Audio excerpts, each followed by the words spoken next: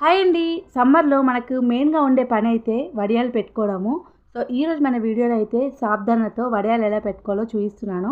నచ్చితే తప్పకుండా ట్రై చేసేయండి. సో, దానికోసం అయితే ఒక బౌల్‌లో 1 కప్పు సాబ్దానా తీసేసుకొని బాగా వాష్ చేసేసి వాటర్ వేసి ఒక 3 గంటల పాటు మూత పెట్టేసి నానబెట్టుకోవాలి.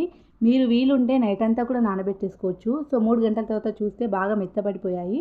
సో, ఇప్పుడైతే మిక్సీ జార్‌లో వేసేసి కొంచెం వాటర్ వేసి మెత్తని పేస్ట్ లాగా చేసేసి ఒక బౌల్లోకి అయితే వేసేసుకోవాలి.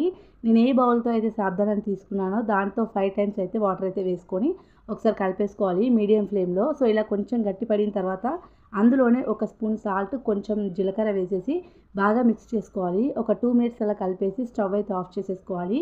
సో, మొత్తం చల్లారిన తర్వాతనే మనం బయట వడియాలు అయితే పెట్టుకోవాలి.